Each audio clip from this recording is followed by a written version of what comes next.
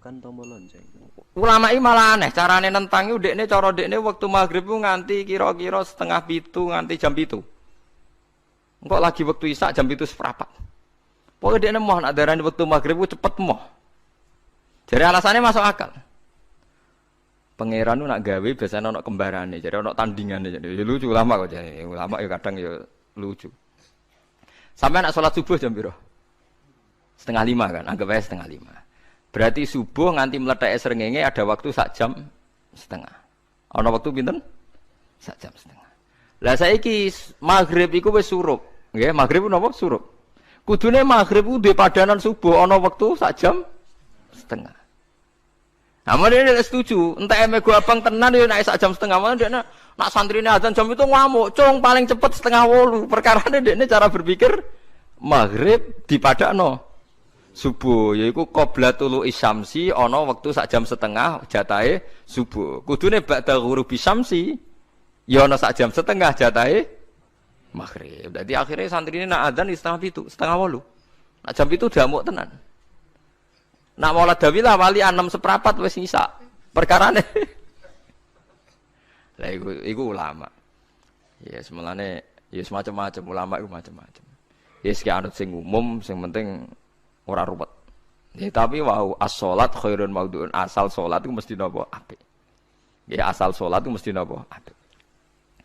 Soal kaifiyah macam-macam. Nah, sing terakhir sing masalah kaifiyah yang enggak diterima. Apakah boleh witir hanya 1 rakaat? Jawab Imam Syafi'i, na'am, boleh witir hanya 1 rakaat. Kados kula piyambak barisa seringnya witir namung 1 rakaat. Ya ora ana ndase, ora ana gurine, 1 rakaat fakot. Iku witir sejati, paham? Witir napa sejati. Wah, mergo ora nganggo 3 rakaat yang 2 kan masalah kan? Ana nyicil napa? Nyicil napa? Witir. Jadi kalau tak akali, Gus kenapa nak witir sitok? Lah aku nganggo witir model piye wae ketoke ora sejati. Sejati gak? Witir napa sitok? Lha iku Sayyidina Utsman ku sak urip-uripe sahabat terkenal. Niku mboten nate witir luwih kok sitok, iki sak rakaat. Tapi aja takok sing diwaca Quran khatam. Lah iku perkara. Dadi sak rakaat tapi diwaca Quran apa? Khatam. Dadi autara bi rakaatin khatama fihal Quran. Dadi sak rakaat tapi khatam Quran. Iku sinten Sayyidina sinten Utsman. Alasan Imam Syafi'i Nabi tahu witir nganggo 3 rakaat. Cara Imam Syafi'i ku gak mungkin sing witir tetep sing guri sitok. Mergo sing loro tetep salatun mustaqillatun, salat sing sendiri. Mulane mulai saniki sampean nak mulai shollu sunatan minal witri rakaataini jami'ah wis pokoke salatu jami'ah ya la haula wala quwata illa billah. Lah kok nak imame sholli sunatan minal witri rakaataini wis muni sak muni-muni mumam wis pokoke aku saiki salat karena aneh, secara fikih aneh bagaimana mungkin sholat yang sudah disalami ya punya status kan? Sholat saya gantung sholat setelahnya. Lalu gunanya salam menutup itu apa? Mosok menit assalamualaikum sementara Gusti ini masih ada. Wis disalami umpama kowe ngentut ya salate sah, umpama aurate kebuka ya sah, mergo wis paham ya? Jadi sholat itu ora iso. Jadi mulane jadi kontroversi. Tapi ya apik bantah-bantahan sholat ya apik, bantah-bantahan barang apik.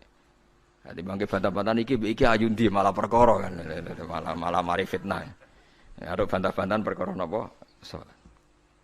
Jadi ulama iki macam-macam. Jadi sing terakhir kula terangno tentang filosofi sholat. Di kula suwun sing ngaji kula sing seneng kula senajan to donga iftitah mboten wajib. Tapi nak di kesempatan kedah diwaca karena ndak ada riwayat yang mengatakan ulama pernah meninggalkan itu. Senajan to sak kadar. Terutama pas napa inna sholati wa nusuki wa mahyaya wa mamati lillahi rabbil alamin. Itu salatku, ngibadahku, matiku, uripku namung kersane Allah. Utawa namung kangge Allah. Karena ini menjadi filosofi sing dadekno salat mari ahlil jannah. Kita nak salat mesti ahlil jannah. Wong kot aflah, teman-teman bejo wis mesti bejane. Sampeyan ora usah wedi suul khotimah. Niku was-wase setan. Mboten enten suul khotimah. Setan niku wis keliru, semua meden-meden itu. Nak setan percaya suul khotimah ikon gawe suul khotimah. Mulane kula anggere wedi suul khotimah omongan kula setan. Tan setan nak pancen aku mbok weden-wedeni suul khotimah yo gawe wae aku ben suul khotimah. Aja meden-medeni tok. Dan kowe ketok dadi pangeran. Kowe dhewe ora siap dadi pangeran. Ya ora pangeran kok meden-medeni aku. Jadi setan memang harus dididik, kudu diancam, paham ya? Mulane kula ana kiai pemuja setan kula ora seneng setan godane ngene kiai ra mesti selamat, wong top-top ra mesti selamat. Itu namanya memuji setan karena dia nganggap setan itu luar biasa. Setan kudu mbok prekno, mbok anggap gagal. Tahan setan cek goblok, kowe meden-medeni aku suul khotimah aku tetep salat. Berarti kowe gagal. Karo dene nek kowe kepengin menungso sesat kabeh ya sesatno wae ora usah meden-medeni jare kowe kondang kok trimo mok ngono-ngono tok ae. Bedeknya ya roh tingkat kegagalannya, paham nggih? Jadi setan harus dididik bahwa dia juga sering gagal. Setan kan ingin manusia enggak sholat semua kan, zina semua, maling semua. Ternyata kita enggak maling. Yang sholat juga banyak. Itu kan berarti tingkat kegagalan apa? Setan. Lah kita ndak ora dan setan wis sholat puluhan tahun digodho ilang gandene goblok kowe. Nak wong iku sholat puluhan tahun berarti puluhan tahun dalam kegagalan setan. Mergo wong salat berarti setane gagal. Mulane kula mbek setan niku saiki tambah wani. Ya mletene ngono kon mlebu neraka ya kok gelem. Misale dekne hebat kan mboten purun Gusti tak ning swarga mawon. Ternyata dekne mlebu swarga gak iso kan? Lah ya mletene lah ya wong lemahe ngono kok mbok entut. Artinya setan kan lemah sekali kan? Lha iku sedaqaul azim ketika ngendikan inna kaidas syaitani kana napa dhaifa. Sebenarnya setan itu dalam bahasa Quran itu dhaif sekali. Lemah sekali. Tapi kita sering muji. Nggih, sering napa? Sering muji. Darani setan hebat, wong wali, wong alim kadang digodho kena. Ya soal kena cara kena, akeh ra kena ngono wis akeh napa? Akeh mboten napa? Kena. Minimal ngeten lho sampean. Tapi kula nate Gus kepengin tahajud terus tahajud berarti setane menang. Tapi setan ora sekedar kowe kepengin ra tahajud, kepengin kowe kafir. Umpama kira tahajud tenan iku ya setan isih rugi kok. Tapi kowe jek Islam, tapi jek mlebu swarga, kepengin iku nganti apa? Kafir. Jebule kowe ora kafir kan? Lan ana ulama nak tangi turu gak tahajud, ndekne nangis. Angger kae gak tahajud nangis.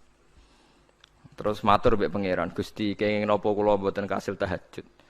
Ambek pangeran dingendikane ngene, teng kitab Al-Minanul Kubra karangan Imam Syaroni. Kowe ku ulama kok bento. Sing nurokno kowe sapa? Nggih jenengan Gusti. Sing maringi tangi sapa? Nggih jenengan. Lah wis anggap ae kabeh kersaku, ora kersane setan. Wis bar. Mulane aku lara mati tahajud keterusan nggih tenang mawon kula. Kula duwe ilmune, Kowe ku ulama kok bento. Sing nurokno kowe sapa? Nggih jenengan Gusti. Sing nang ana sapa nggih jenengan kula iya sak kabeh ku sing kersane aku ridho ra wis bar jan. Mulane nek nak tangi ra li tahajud nggih ridho mawon. Apa meneh bedino.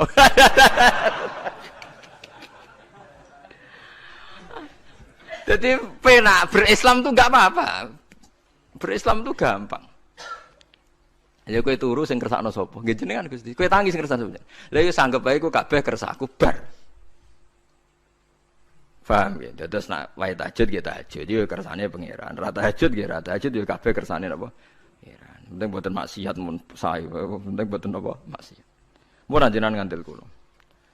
Inna sholati wa nusuki wa mahyaya. Lah ini sing titik tekane teng wa mahyaya. Ngeten misale. Urip niku kabeh kersane Allah. Carane mikir ngeten. Tiang-tiang sing jaduk-jaduk dhisik ya mati. Nabi nggih kapundhut, tiang-tiang soleh nggih kapundhut, tiang-tiang dolim nggih kapundhut. Kalau betul mereka ingin menjaga kehidupan, berarti kalau betul mereka kuasa kan tidak kapundhut. Hidup selamanya nyatane do mati. Berarti urip mati namung kersane Allah. Terus misalnya sampean berpikir, lalu somben nek wis dadi lemah carane tangi piye? Lah ini yang penting kula aturaken teng ngaji mriki. Kula sederenge ngaji nu sering akhir-akhire sering salat maca ayat liyahlika man halaka am bayyinati wa yahya man hayya napa am bayyina. Tugase ulama iku jelasno ayat-ayate pangeran. Sampeyan saiki tak bedheki.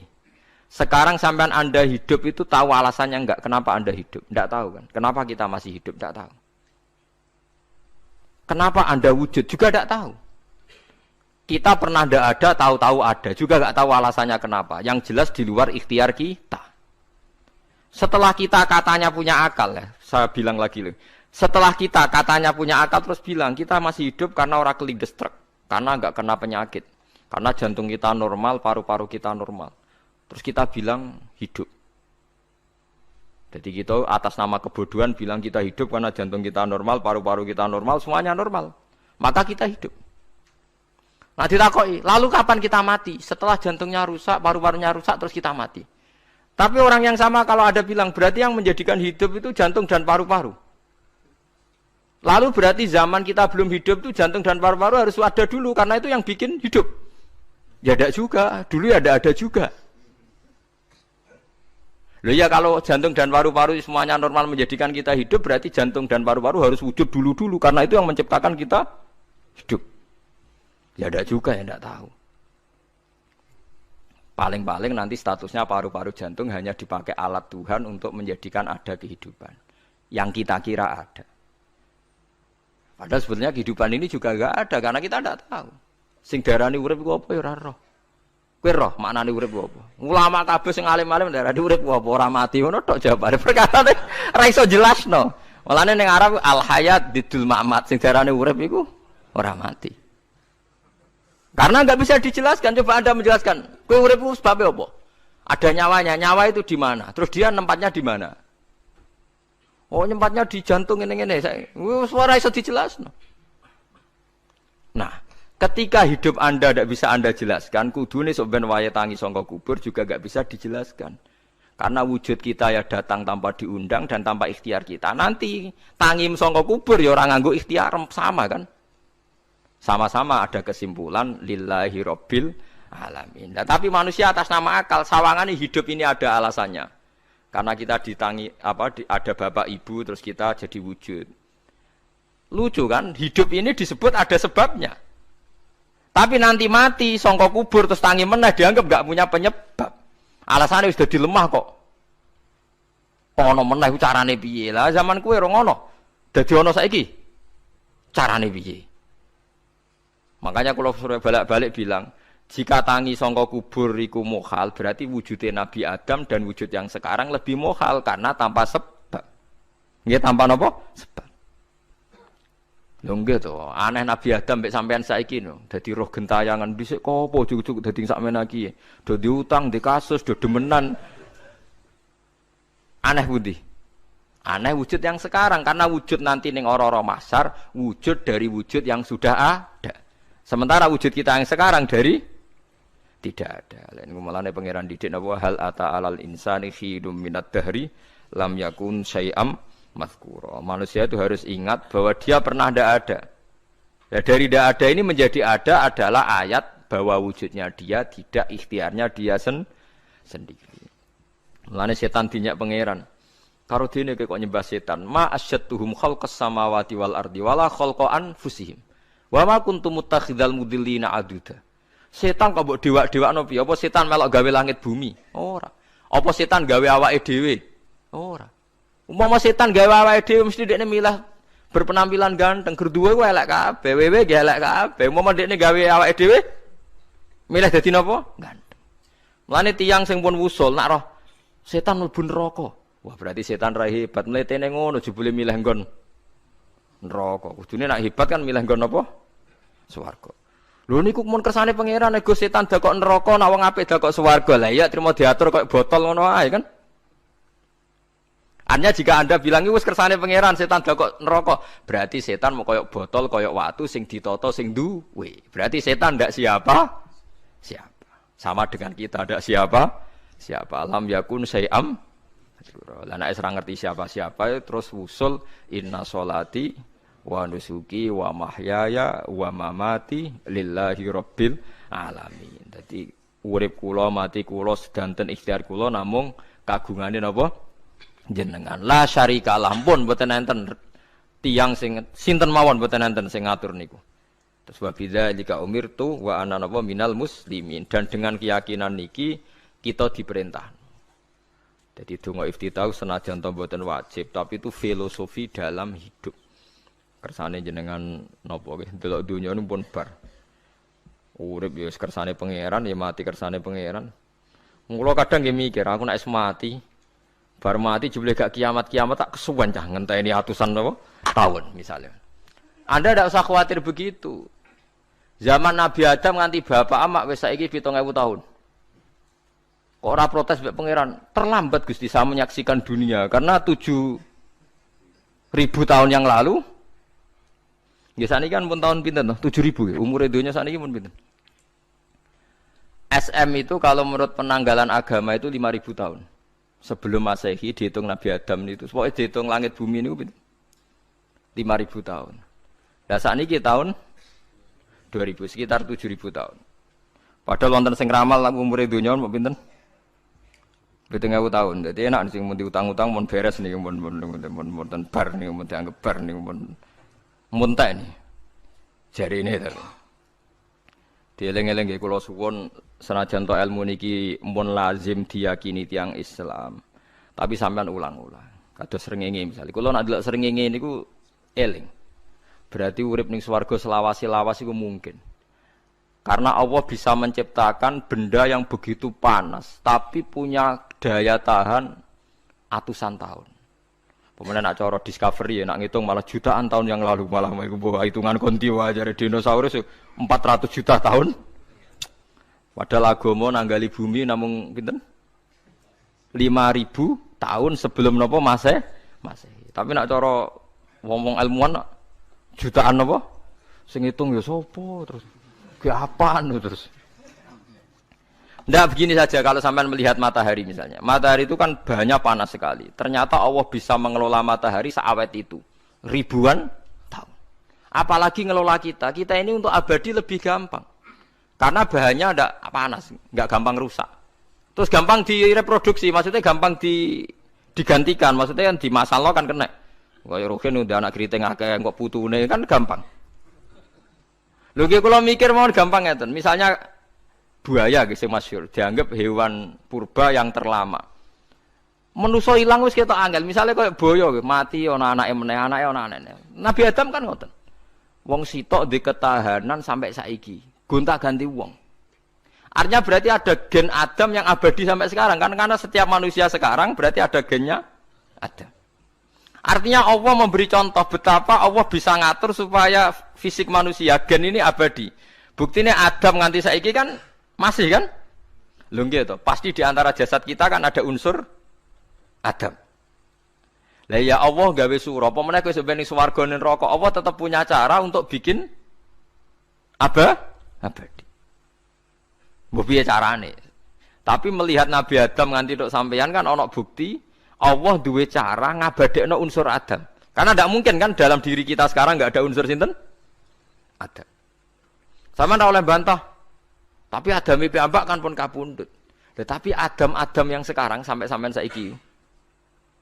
Mbok tapi ora roh sampean sing turunane Qabil apa sing ora roh iso wae cek ngono ae.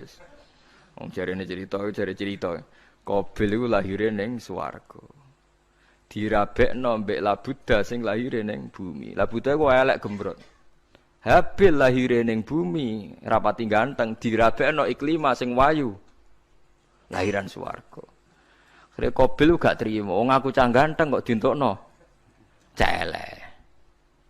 Mulane saiki nek ana cah ganteng dientukno celek ra trimo ya kaya Qabil. Lah tapi enggak pikirane Nabi Adam ya ora roh ben silang ben sedengan. Mergo nek elek entuk elek kan malah musibah kan. Saiki anake ra melok dosa tapi eleke dobel. Misale keriting untuk keriting, elek untuk elek, fakir untuk fakir kan ya memperparah to nggih. Cara kula jan haram. Elek untuk elek rabi cara kula haram. Saiki anake kan ra roh apa ujug-ujug elek banget lho, ora terima elek napa? Elek napa? Banget. Jadi cerita kan ngoten, walhasil akhirnya tukaran, mergo Qabil gak terima. Pas tukaran dipisah Nabi Adam. Angger sing takorupe sukses berarti ikhtiare bener. Ya mau Habil nyembelih wedhus, sing Qabil seneng buah-buah. Mulane seneng buah-buah niku rada masalah dianggap simbole wong-wong sing seneng mapan. Mulane kene Umar ora usah di buah-buahan akeh-akeh, cukup gedang siton, sesuk kates nek siton, ora usah semua buah-buahan wonten. Iku dhisik kurbane sinten? Qabil. Tapi sing melarat teman-teman yo keliru. Dhisik Habil saleh iku omahe cek penuh daging, paham ya? Perkarane korbane cek wedhus. Ora pitik, mergo bedigasan pitik niku. Jadi ada sebuah toreko sing ngaramno anak buahe mangan pitik. Perkarane wong ku kelakuane kaya sing dipangan. Ya repot ta ngoten iki. Repot. Ya repot lah ngono terus ya repot. Berarti nek sering mangan welut tak bulet. Ngono kuwi berlebihan. Toreko niku napa? Berlebihan wis biasa mawon. Kula nggih mboten fanatik iki biasa. Tapi kalian kula ora seneng mangan. Jadi kan unsur hewani saya kan ndak banyak. Kula ora pati seneng napa mangan. Walhasil akhirnya Qabil korbannya enggak diterima. Habil diterima. Terus semenjak itu juga akhirnya walhasil Qabil mateni Habil. Jadi makanya konflik wedoan, konflik tertua. Mental membunuh ya mental tertua. Pertama peradaban manusia itu dibangun rebutan wong wedok dan saling membunuh. Nek ana tukaran kira usah gawa, iku tradisi terlama. Nggih, tradisi terlama manusia. Mesir kok bentrok padha Islame. Irak, Syria kok bentrok iku tradisi terlama. Demi wedokan direwangi tukaran, tradisi terlama. Biasa. Dadi iki biasa mawon urip napa? Biasa. Kabeh kejadian ngene iki wau inna sholati wa nusuki wa mahyaya wa mamati lillahi rabbil alamin. Macam-macam ya nek tiyang tasawuf ngartekno kabeh iku kersane Allah. Nek tiyang fikih ngartekno semua ibadah kita diikhlasno ora golek imbalan namung kabeh dipersembahkan kangge Allah. Cuma teori fikih ini ada kelemahannya, kesannya Allah itu butuh kita kasih. Padahal kita bisa sholat yang nganggo hidayate pangeran, iso zakat yang nganggo donyane pangeran. Kok kowe ngrasa zakat itu donyane sapa? Ane sing bener nggih teori tasawuf, kita iso sedekah ya kersane pangeran. Sing kita sedekahno nggih donyane pangeran. Berarti lillahi.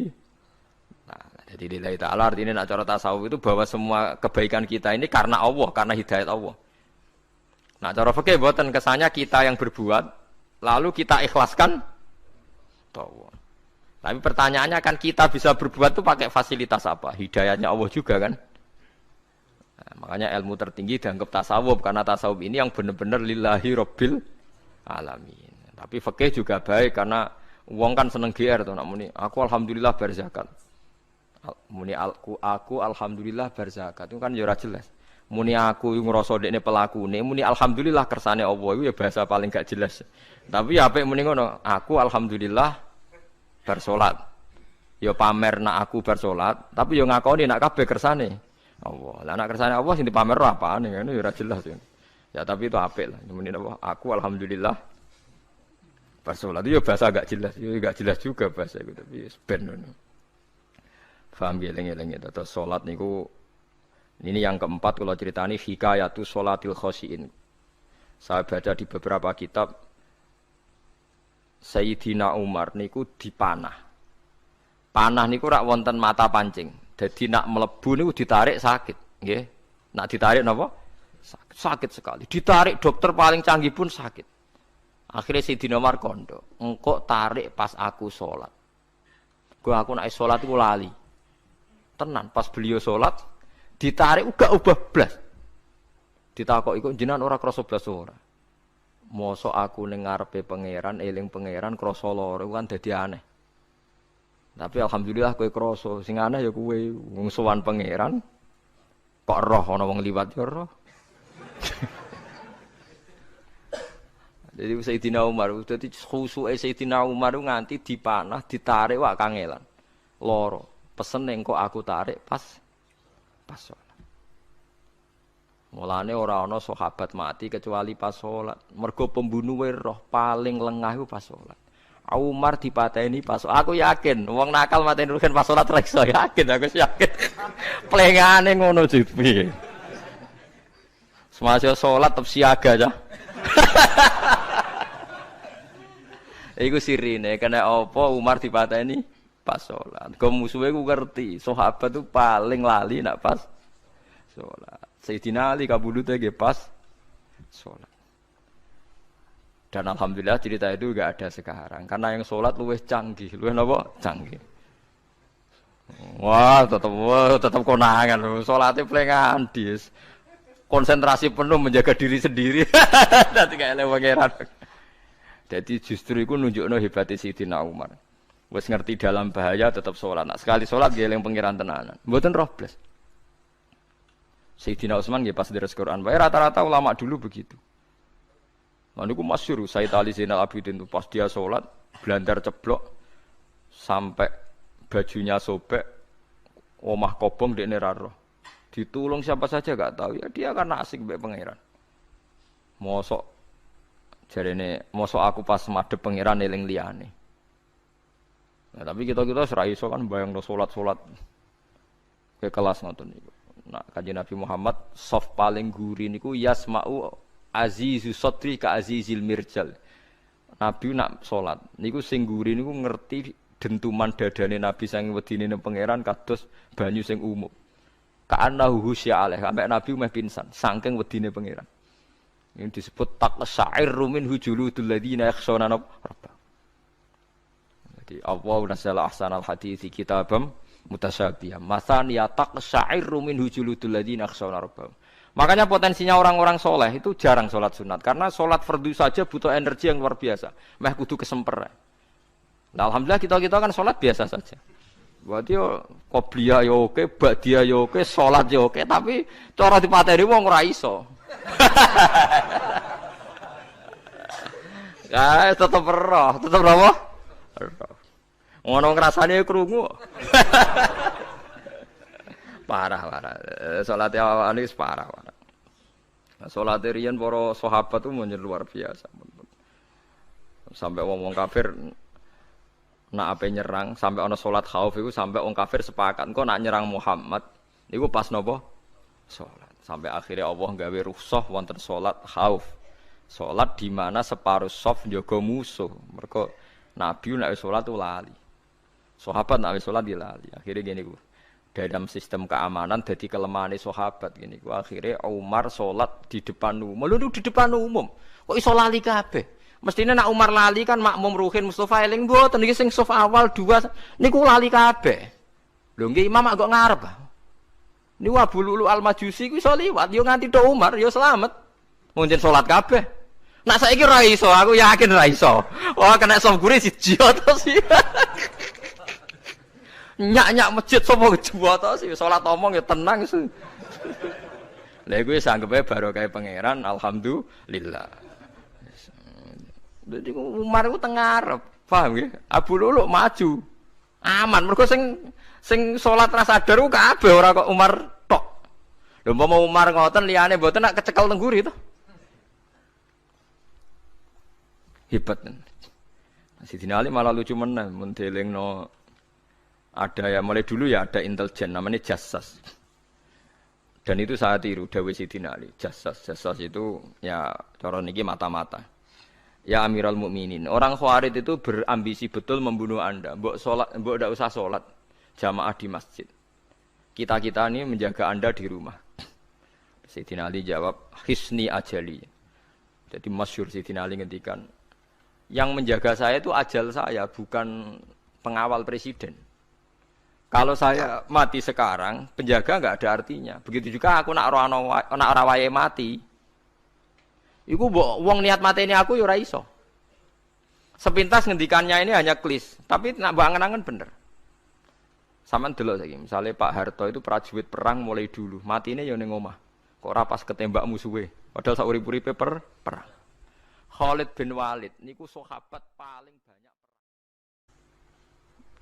ulama iki malah aneh carane nentangi ndekne cara ndekne